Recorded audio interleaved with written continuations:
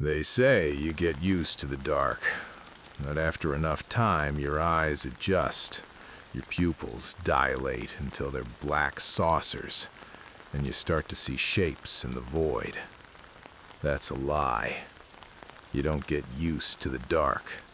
You just get used to the fear of what's standing in it. I'm recording this on a digital maintenance logger. Batteries at 12%. I don't know who will ever hear this. Maybe some future archaeologist digging through the ruins of New York. Maybe just the rats. God knows there are plenty of them left. My name is Elias. I was a grade 3 track inspector for the Transit Authority. Was. That word feels heavy now. Past tense. Everything is past tense. I've been down here for, I think, 3 days, maybe 4. Time doesn't work the same way when you're 300 feet under the pavement.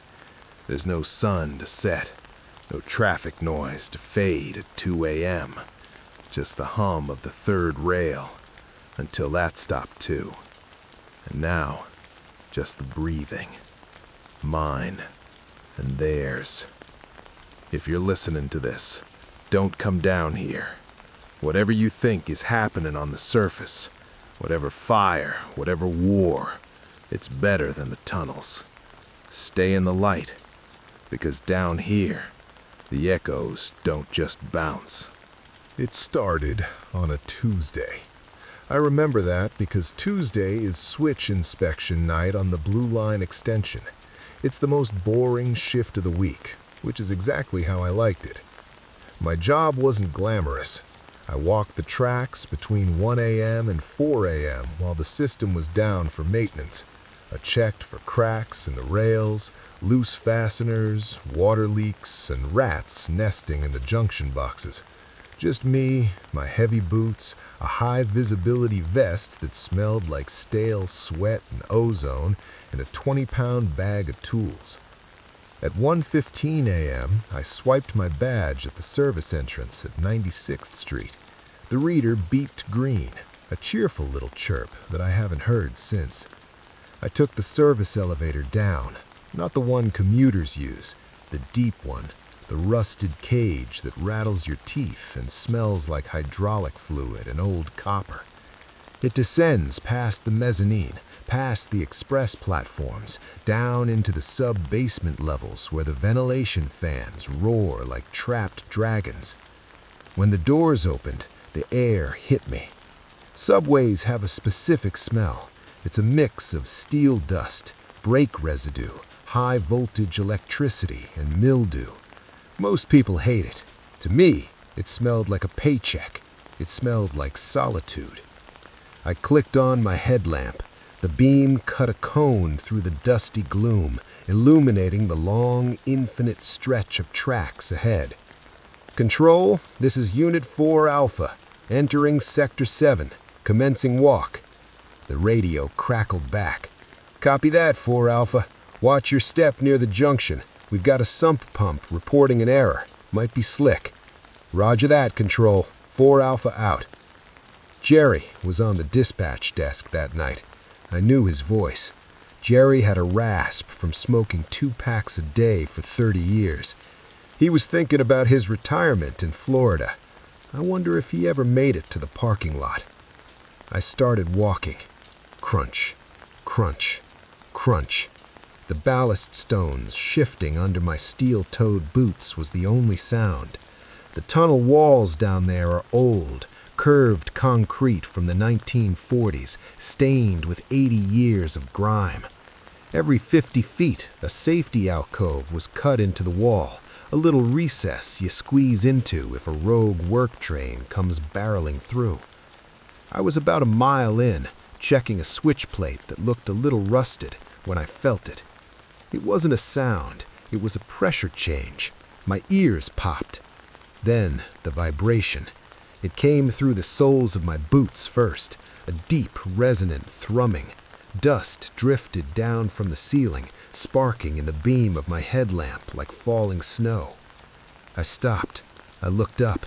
The tunnel ceiling is solid, reinforced concrete, buried under layers of bedrock, soil, utility pipes, and asphalt.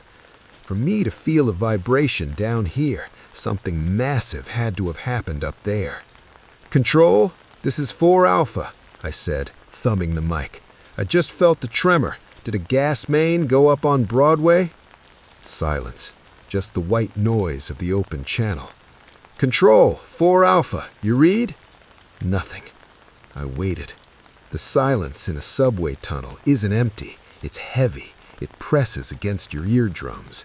Usually you can hear the faint rumble of the city above, trucks, sirens, the life of the metropolis. But the vibration had stopped, and now it was just quiet. Too quiet. Then the lights went out.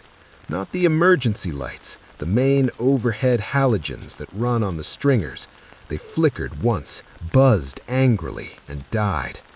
Total blackness. The kind of blackness you can taste. My headlamp was the only thing left in the universe, a single white circle dancing on the rusted tracks. "Jerry?" I tried the radio again. "Dispatch, we lost power in Sector 7. Talk to me." Silence. Then a weird sound. Not a voice. It sounded like screaming, but it was distorted, clipping the microphone, like 1,000 people screaming into a single receiver all at once. It lasted for 3 seconds, and then the channel went dead. Dead. No static, just the click of the carrier wave cutting out. I stood there in the dark. My heart started to do that slow, heavy thumping against my ribs.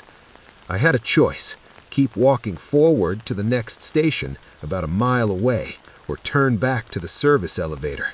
The elevator needed power, and the main grid seemed down. The station would have emergency stairs. I chose forward. I wish I hadn't. The walk took 20 minutes. The air started to change. Usually the ventilation fans push cool, damp air through the tunnels, but the fans had stopped. The air grew stagnant, warm, and thick, and there was a smell. At first, I thought it was a blown transformer, that sharp chemical scent of burning plastic. But underneath it was something else. Copper, iron, blood. I told myself I was imagining it. "You're spooked, Elias," I thought. "A transformer blew, took out the comms, maybe injured a worker. That's the blood smell." I rounded the curve that leads to the 103rd Street station approach. In the distance, I saw light. Not the station lights. Fire. Something was burning on the platform ahead. The orange glow reflected off the wet rails, turning the puddles into pools of liquid gold. I slowed down. I unhooked the heavy pipe wrench from my belt. It's a 24-inch rigid, solid steel. I've used it to break rusted bolts that haven't moved since the Nixon administration. It feels good in your hand, heavy, reassuring. I killed my headlamp. I didn't want to be a beacon in the dark. I let the distant firelight guide me. As I got closer to the platform edge, the sounds hit me. It wasn't the mechanical screech of trains. It was a wet, chaotic noise, slapping, tearing, and low, guttural growls. Not animal, human, but wrong. I crept up the maintenance stairs at the end of the platform. I stayed low, crouching behind a concrete pillar. I peeked around the edge. The station was a slaughterhouse. A subway train was stopped halfway into the station. The emergency lights were flashing, casting everything in a strobe light nightmare, stuttering flashes of red and white. There were bodies everywhere. Commuters, people in suits, people in work uniforms, tourists with backpacks. They were strewn across the tile floor like discarded dolls. And feeding on them were the others. I counted 5, maybe 6. They looked like people, or they had been 10 minutes ago. One was wearing a torn Knicks jersey. Another was in a transit cop uniform. But they were moving with this frantic, jerking energy. They were hunched over the fallen, burying their faces and chests and necks. I watched, frozen, as the one in the Knicks jersey ripped upward, pulling something red and stringy with his teeth. He snapped his head back, swallowing it whole, and then immediately dove back in for more. I clamped my hand over my mouth. The bile rose in my throat, hot and acidic. "Don't puke," I commanded myself. "Don't you dare puke. They'll hear you." I needed to leave. I needed to turn around, go back down the tunnel, and find a maintenance hatch. I took a step back. Clink. My wrench, the handle tapped against the metal railing of the stairs. It wasn't loud. In a normal station, with the turnstiles beeping and the announcements playing, nobody would have heard it. But here, in this tomb, it sounded like a gunshot. On the platform, the motion stopped. All 6 of the things froze.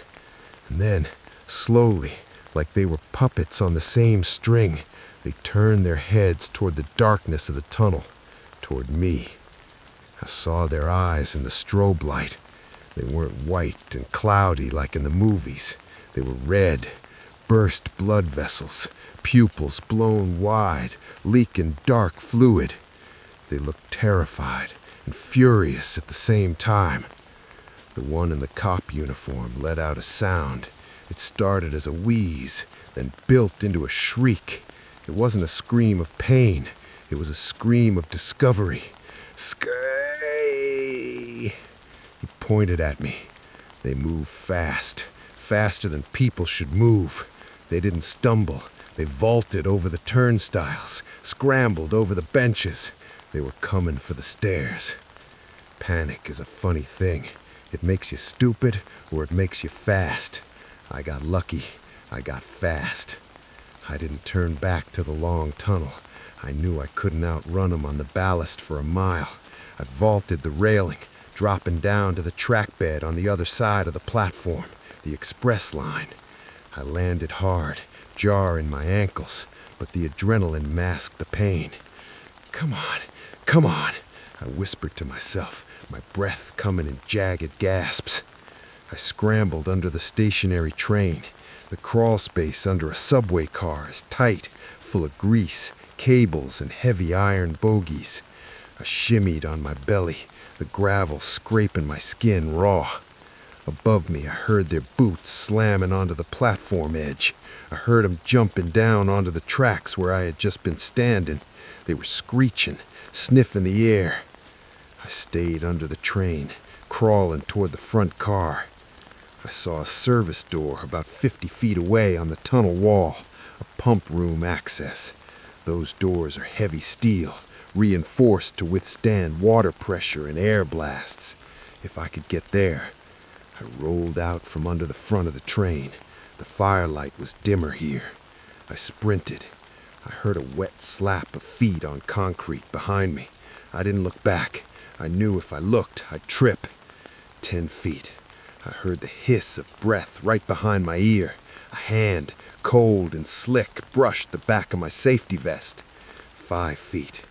I slammed into the door, fumbling for my key ring, the master key, the heavy brass one. My hands were shaking so bad I almost dropped it. Get in, get in, get in. The key slid into the lock. I twisted. The tumblers clicked. The loudest, most beautiful sound I've ever heard. I threw the door open, fell inside, and slammed it shut with my shoulder. Boom! A split second later, a body hit the other side, then another. They were throwing themselves against the steel, screaming, scratching at the metal. I threw the deadbolt, then I backed away, sliding down the wall until I hit the floor. I was in a pump room. It was small, maybe 10 by 10, pipes everywhere, a control panel with blinking green lights. This room had backup power. I sat there in the dim green glow, listening to the monsters outside trying to chew through 3 inches of steel. I checked my body, scraped elbows, bruised knee, no bites, no scratches. I was alive, but I was stuck. I looked at the schematics on the wall. This pump room connected to a drainage overflow that went deeper, down to the storm sewers, or back up to a ventilation grate on 106th. But I couldn't go out there. Not now. I reached into my pocket and pulled out my lunch, a ham sandwich wrapped in foil and a bottle of Gatorade. I stared at it. I wasn't hungry. I turned on this lager. That was how it started. It's been quiet outside the door for a few hours now. I think they wandered off, or maybe they're waiting. I have to move soon. This room has air, but no food besides the sandwich, and the water in the sump pit is toxic sludge. I need to find a way up, but to go up, I have to go back out, into the dark. And I don't think I'm alone in the dark anymore. Day 2. Or, I think it's day 2. My watch broke when I dove through the door. The hands are frozen at 1:42 a.m. I ate the sandwich. I told myself I'd save half, but once I started, I couldn't stop. It tasted like ash, but my stomach stopped cramping. The banging on the door stopped about 6 hours ago. They didn't leave, though. I can still hear them. Every 20 minutes or so, something scrapes against the steel. Just a little scratch, like they're checking. Are you still in there, little morsel? Are you ripe yet? I can't stay here. The air is getting stale. The carbon dioxide scrubbers in this room aren't meant for long-term habitation. I'm getting a headache. A tight band right behind my eyes. That's the first sign. CO2 poisoning makes you sleepy, then it kills you. If I sleep here, I won't wake up. I've been studying the schematics. Going back out the door is suicide. Even if I could sprint past the ones waiting outside, the tunnel back to the station is a mile long. I'd never make it. But there's another way. Subways are like onions, layers. The commuters see the platforms, the workers see the tracks. But below that, below the tracks are the guts, the drainage, the ancient infrastructure that keeps the city from drowning. There's a hatch in the floor of this room. It leads to a Grade B storm drain. According to this map from 1988, that drain runs south for 2 miles and eventually intersects with an old decommissioned service shaft near 90th Street. It's a long shot. It's narrow. It's going to be wet. But down there, they might not follow. Those things on the platform, they moved fast. They hunted by sight and sound. Maybe they don't like the water. Maybe they don't like tight spaces. It's a hope. A thin, stupid hope. But it's all I have. Screech!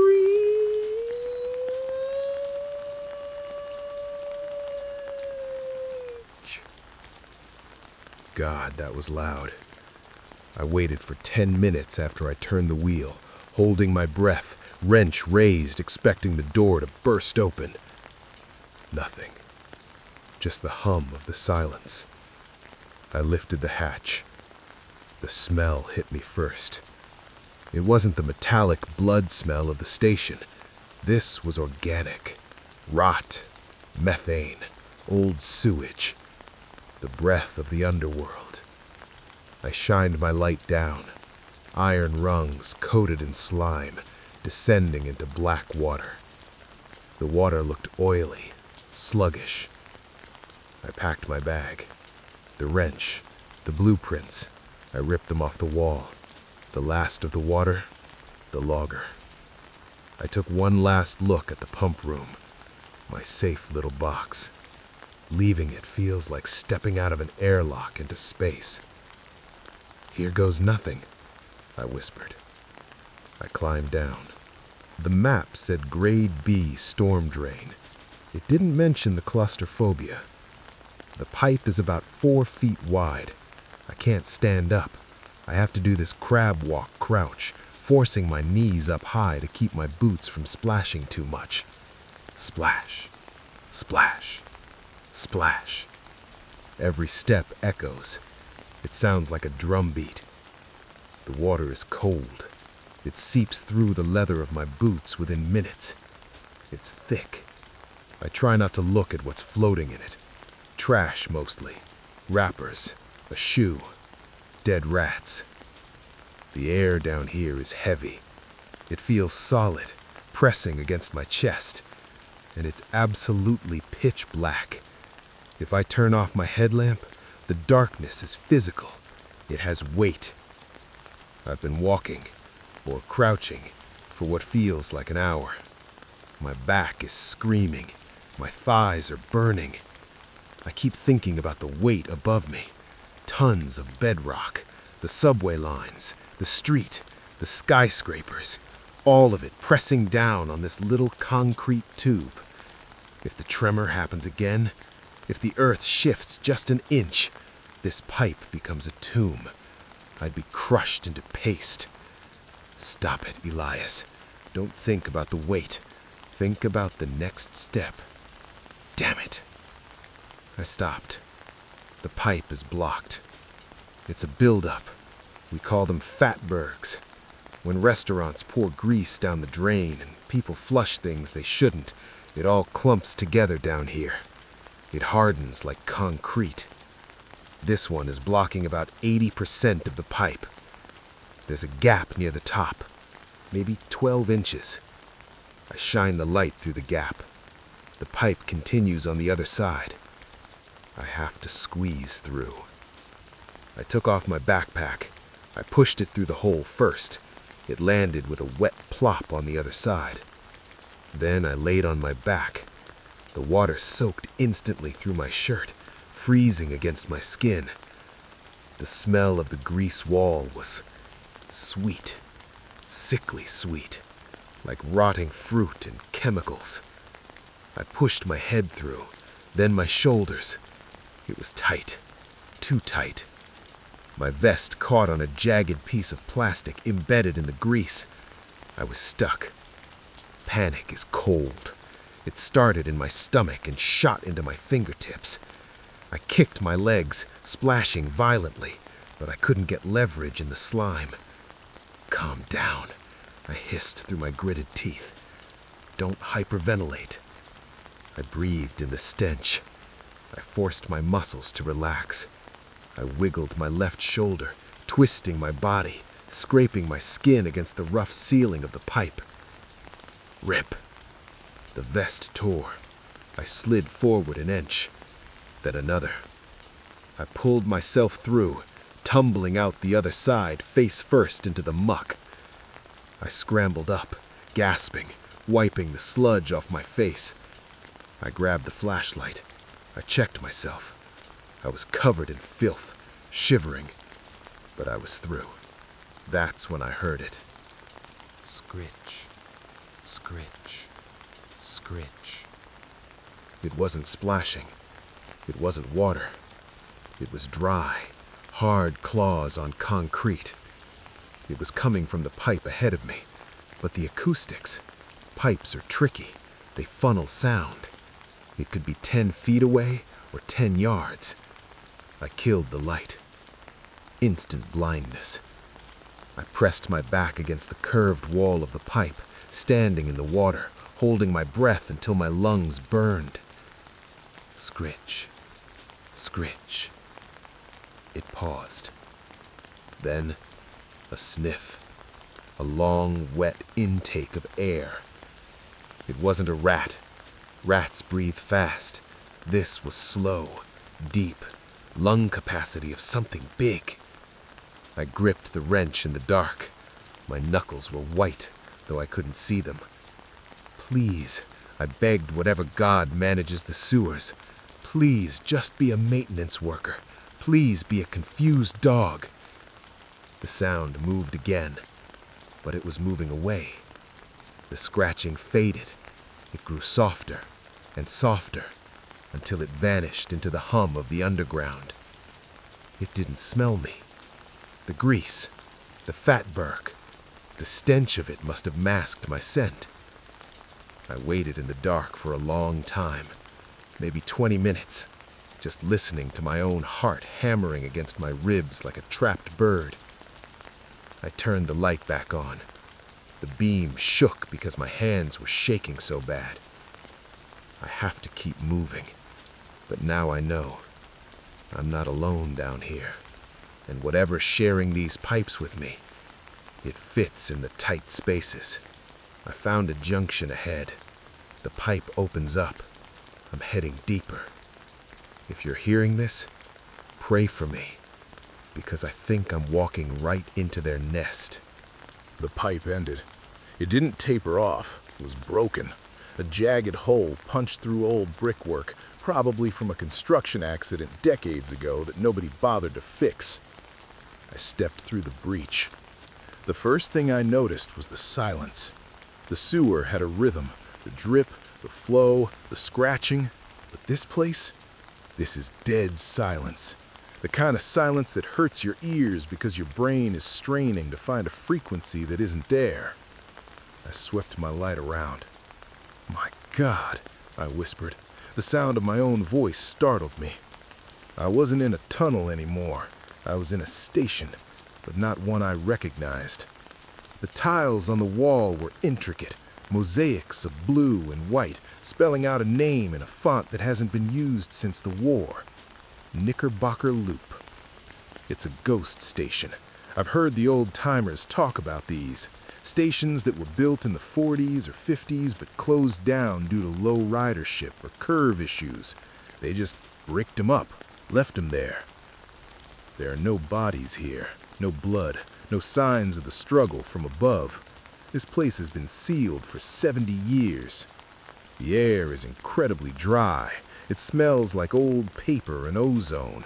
Every step I take kicks up a cloud of gray dust, human skin, fibers, and pulverized concrete that has been settling since the Dodgers played in Brooklyn. I walked down to the platform edge. There were no tracks, just a rusted trench where the rails used to be, now filled with debris and old timber. I sat on a wooden bench. The wood was so dry it cracked under my weight. I just needed to sit, to be somewhere that didn't smell like shit and death. For a moment, just a moment, I could pretend I was just waiting for a train that was running late. I wasn't the first person to find this place. I found him in the storage closet behind the ticket booth. 3 of them. They were wearing transit authority vests, but the old style. Canvas, not nylon. Skeletons. Literally just bones and dried leather skin inside rotted clothes. I checked their pockets. A logbook. The last date entered was November 1994.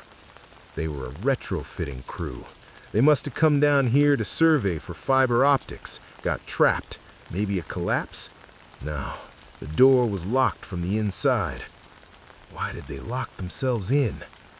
I found a scratch on the wall above them. It wasn't writing, it was frantic gouges in the plaster.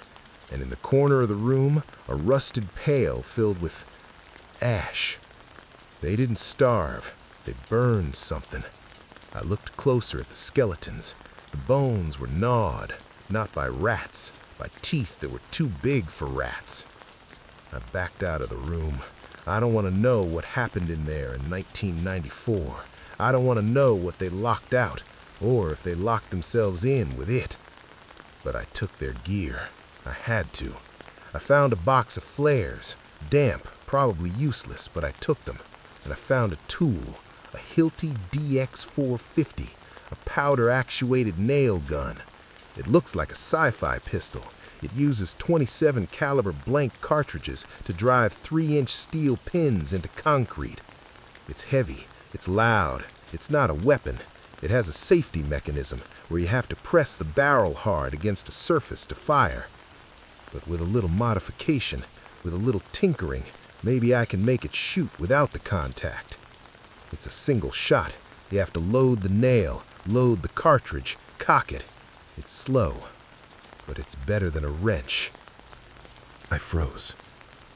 My radio, the battery was supposed to be dead days ago. The red light was blinking furiously. I grabbed it. My hands were shaking so bad I almost dropped it into the track pit. Hello? This is 4 Alpha.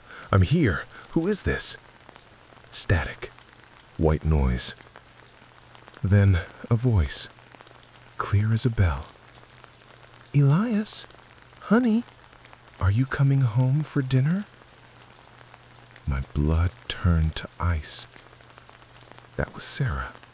Sarah died 3 years ago. Cancer. I held her hand in the hospital room. I watched the monitor flatline. Sarah, I whispered. Tears welled up instantly, hot and stinging in my dirty eyes. Sarah, is that you? The roast is burning, Elias. You're always late. Why are you always in the dark? I'm coming. I'm trying to come home. It's cold down there, Elias. Don't let the dark in. Don't let him in. Don't let who in? Sarah! Click.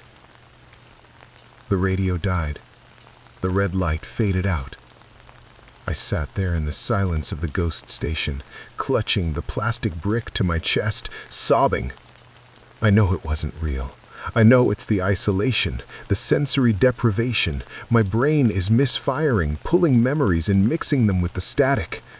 But God, it sounded so real. Don't let him in. Who is him? The thing in the pipe? Or something worse? I wiped my face. The tears made clean tracks through the grime on my cheeks. I looked at the nail gun. I shoved the modified spring back into place. I'm losing my mind. I can feel the edges of reality fraying. If I stay here, in this quiet, I'll start talking to the skeletons, and eventually, they'll start talking back. I have to move. I found the exit. The ghost station connects back to the active line, the red line express track. But there's a problem.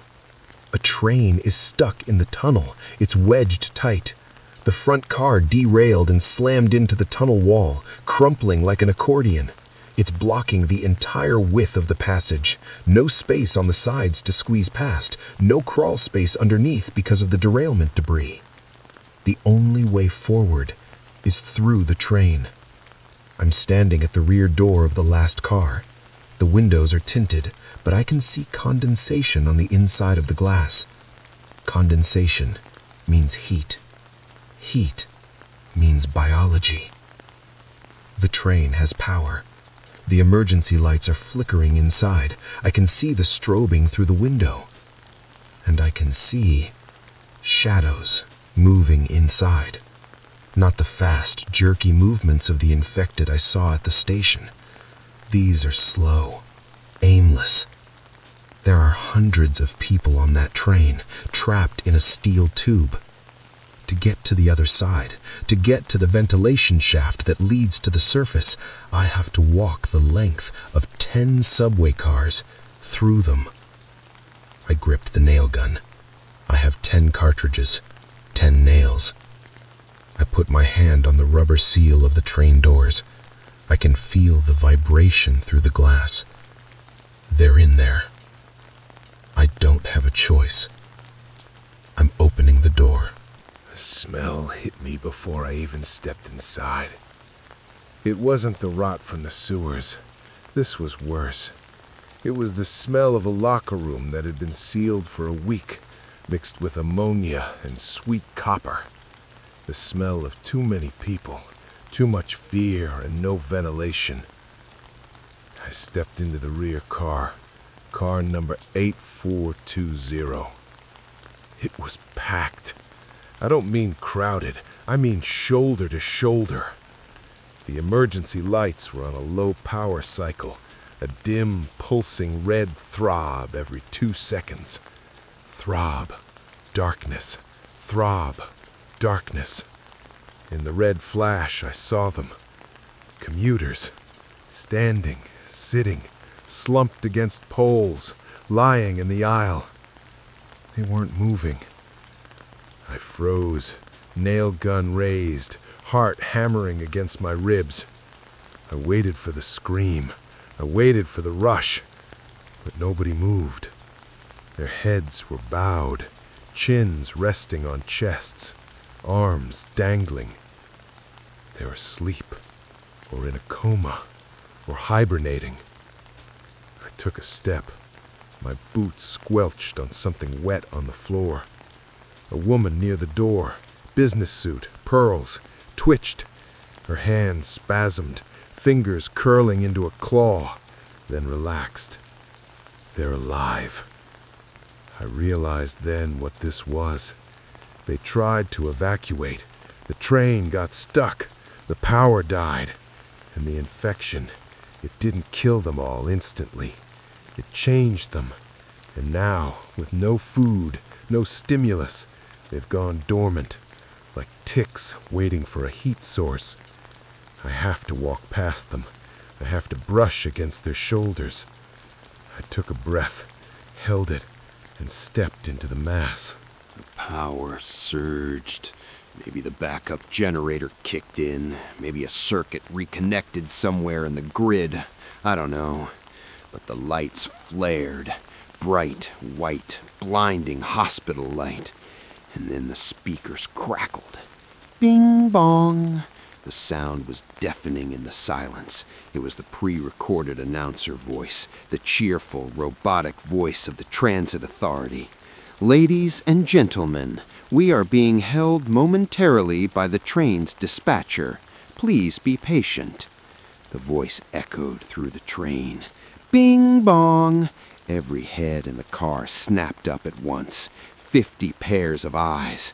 They weren't sleepy anymore. The pupils constricted in the light. They focused on me. The man closest to me, a teenager with headphones around his neck, opened his mouth. The skin around his jaw tore as it unhinged. Scream! The sound wasn't human. It was the sound of a feedback loop. Then the whole train screamed, "Run!" I didn't think. I just moved. I swung the wrench, smashing the teenager in the face. He went down, but 3 more grabbed my jacket. I spun, ripping the fabric. I raised the nail gun. The safety was off. I didn't need to press it against anything. Pow!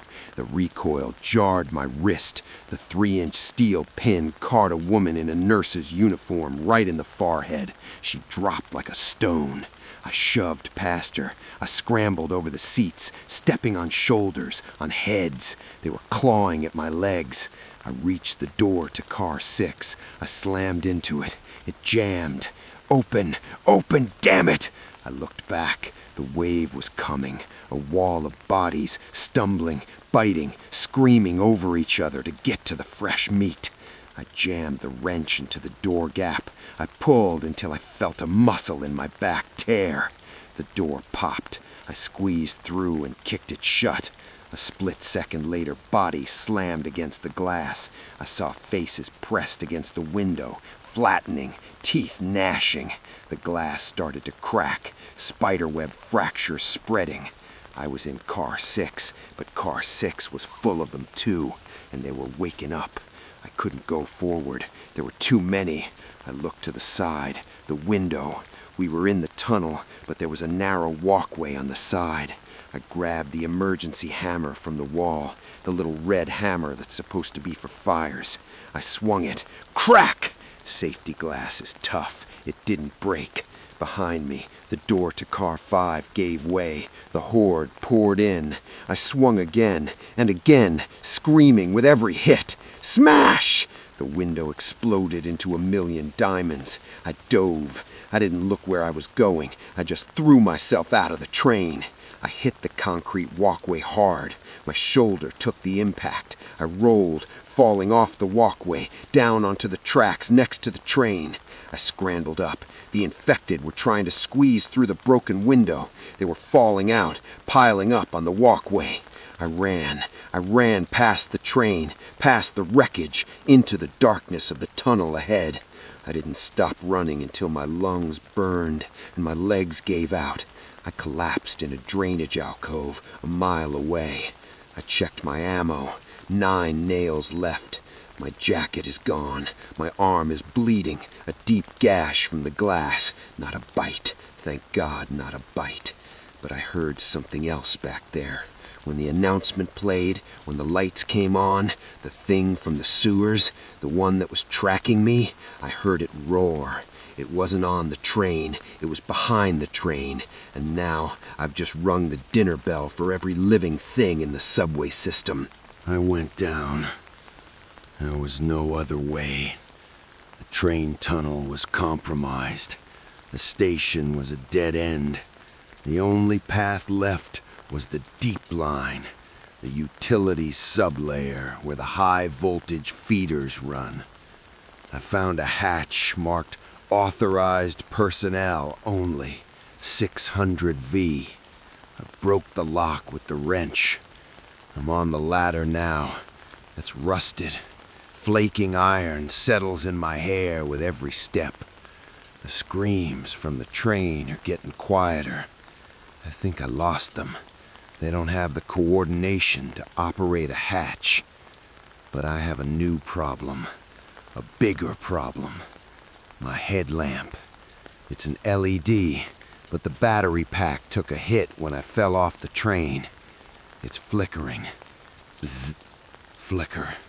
No, not now. Please, not now. I stopped on the ladder. I smacked the battery pack. The light flared bright for a second, a brilliant, hopeful white, and then, click. Darkness. Not the darkness of a bedroom, not the darkness of a cloudy night. This is absolute darkness. The deep line has no emergency lighting, no ambient light from the street. It is a void. I held my hand up to my face. I couldn't see it. I couldn't see the ladder I was holding. I couldn't see the floor below me. I hung there, suspended in nothing. My breathing sounded like a hurricane in the tight shaft. I have to keep moving. I can't stay on the ladder. I counted the rungs. 1, 2, 3. My boot hit concrete. Solid ground. I am blind. I am 300 feet underground, and I have to walk. You don't walk in the dark. You shuffle. I put my left hand out. I found the wall. It was cold, rough concrete, damp, slimy in patches. This is my world now, the texture of the wall. I started moving. Left foot slide, right foot slide, hand trailing on the wall. My other hand, my right hand, held the nail gun. I kept it raised, pointed at nothing. When you lose your sight, your brain tries to compensate. It turns up the volume on everything else. I could hear the water moving in pipes behind the wall. I could hear the settling of the earth. I could hear the blood rushing in my own ears. Whoosh, whoosh, whoosh. Time dissolves. I counted my steps to keep sane. 102. 103. I started hallucinating visuals, flashes of blue light that weren't there, faces in the dark. And then the smell changed. The sewage smell was gone. It was replaced by ozone, that sharp, static electricity smell of a thunderstorm. I'm close to the substation, the high-voltage hub. Scrape. I stopped. The sound didn't come from me. It came from behind me. Scrape. Click. Then hard nails on concrete. Then a pause. Then a sniff. The thing from the pipe. The alpha. It followed me. It didn't need the hatch. It found another way down. It's been tracking me this whole time. And down here, in the dark, it has the advantage. It doesn't need eyes. It made a sound with its throat. A sharp, wet click. Then I heard the echo bounce off the walls. It's echolocating, like a bat or a dolphin. It's mapping the room with sound. Click, click. It's getting closer. I pressed my back against the wall. I held my breath until my chest screamed. It knows I'm here. It can smell the blood on my arm. It can hear my heart. I have the nail gun, but I have to aim it. If I miss, I'm dead. To aim, I need to know exactly where it is. I need a lure.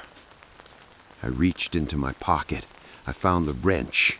No, too heavy. I need that. I found a spare CO2 cartridge for the nail gun, a small metal cylinder. I waited. Click.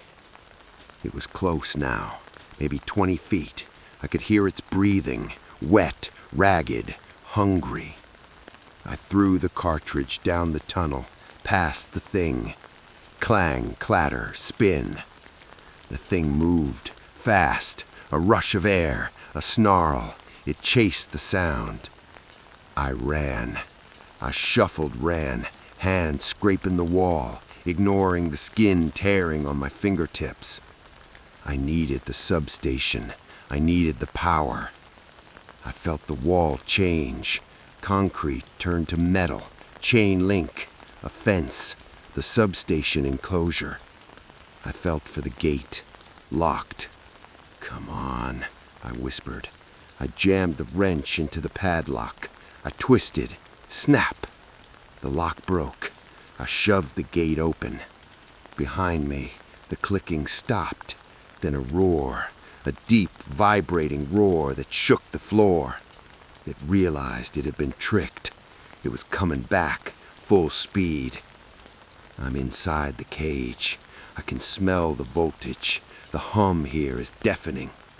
I struck the wrench against the grounding bar. Spark! In the flash, I saw it. It was at the gate, pale, hairless. Its limbs were too long. It didn't have eyes, just smooth skin where they should be, and a mouth. God, the mouth went ear to ear. It slammed into the chain link. The metal bowed. It's gonna break through. I looked around in the sparks. There, the main bus bar, the feed for the third rail, a thick copper bar running along the wall, insulated by ceramic discs. It was live, 600 volts DC, enough to melt steel, enough to stop a heart instantly. I grabbed a loose length of heavy gauge grounding wire from the floor. The creature tore the gate off its hinges. It shrieked, a sound that pierced my eardrums. It lunged. I didn't shoot. I didn't swing the wrench. I looped the wire around the copper bus bar. Spark! The wire hissed. It was live now. I held the insulated handle of the crimping tool attached to the wire. The alpha jumped. I whipped the wire like a whip. Eat this, you ugly son of a bitch! The wire connected with the creature's wet chest. Crack, boom! The sound was like a lightning strike. Blue light exploded, filling the room. The smell of burning ozone and cooking meat was instant. The creature didn't scream. It seized. Its back arched, every muscle contracting at once. Its skin blackened where the wire touched. Smoke poured from its mouth. It shook for 3 seconds. 3 seconds of pure, raw energy dumping into its nervous system. Then I let go. The creature dropped. It hit the floor and didn't move. Smoke curled up from its chest. I fell back against the transformers, gasping, blinded by the afterimage of the arc. I did it. I killed the alpha. I sat there in the returning darkness, listening to the hum of the transformers. My hand was burned. The insulation hadn't been enough. My palm was blistered. But I was alive. And, in the flash of the lightning, I saw something else. On the far wall of the substation, a ladder, a vertical shaft with a faint gray light filtering down from way up high. Daylight. The Alpha was dead. The smell of its burning flesh filled the substation, masking the ozone. I walked to the ladder. It wasn't a normal service ladder. It was a ventilation maintenance shaft for the deep line. According to the schematics I'd memorized, this shaft goes straight up through the bedrock, through the sub-basements of a skyscraper, and vents out into Central Park. It is roughly 50 stories high. I looked at my hands. My left palm was a mess of blisters from the arc flash. My right arm was bleeding from the train glass. My legs were trembling uncontrollably. I am dehydrated. I am starving. I haven't slept in what feels like a week. But there was light up there. Real light. I grabbed the first rung. Clang. 1, I whispered. The climb was a blur of agony. Rung 10, my shoulder screamed. Rung 100, the air started to get colder, cleaner. Rung 101, I slipped. My burned hand couldn't grip the iron. I swung out, dangling by one arm over the black drop. I screamed, a raw animal noise, and swung myself back. I wrapped my arm through the ladder and just hung there, sobbing dry, tearless sobs. I wanted to let go. It would be so easy.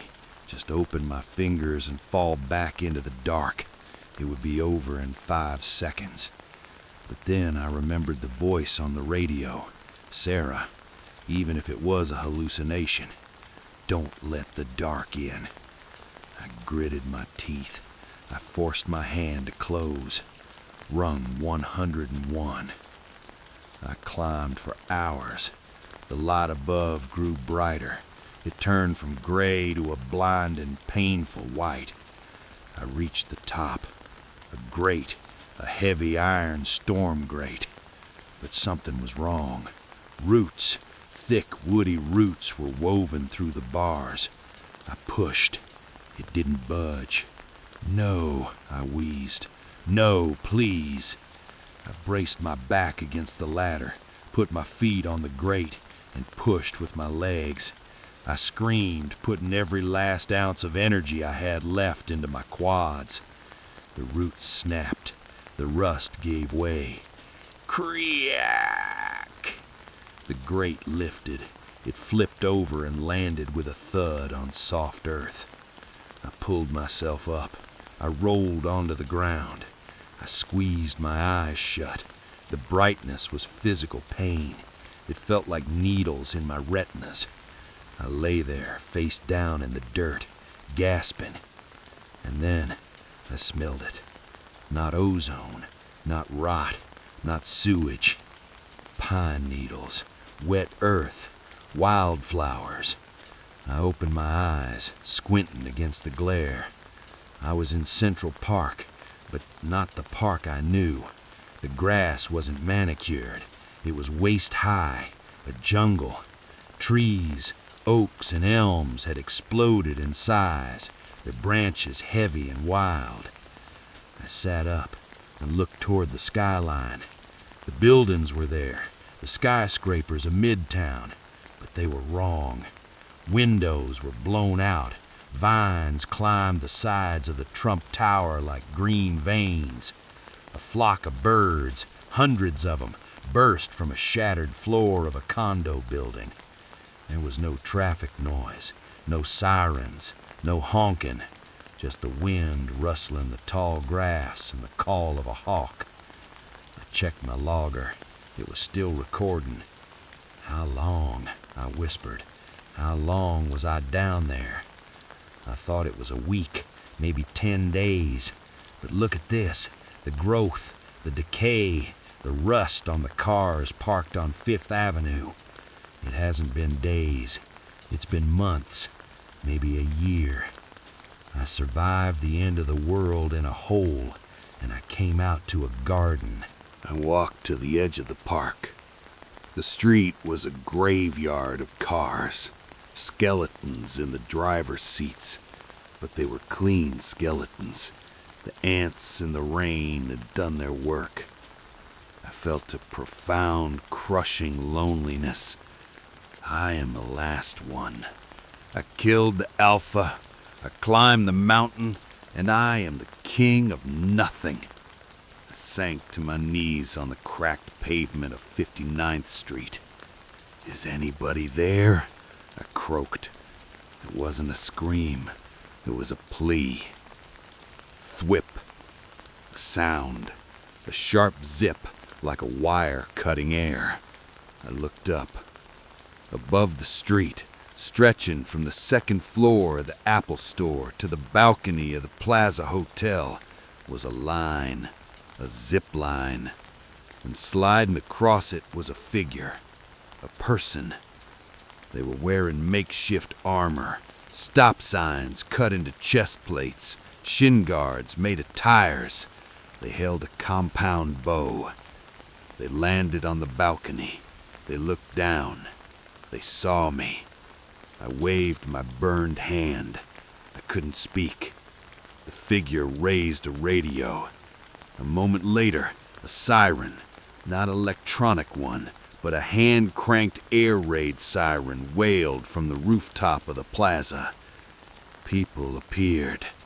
Not on the street, on the roofs, on the balconies, on bridges made of ladders and planks connecting the buildings. They were above the danger. They had learned. The streets belong to the dead. The sky belongs to them. They dropped a ladder.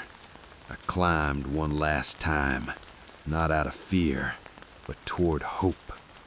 The woman at the top pulled me over the railing.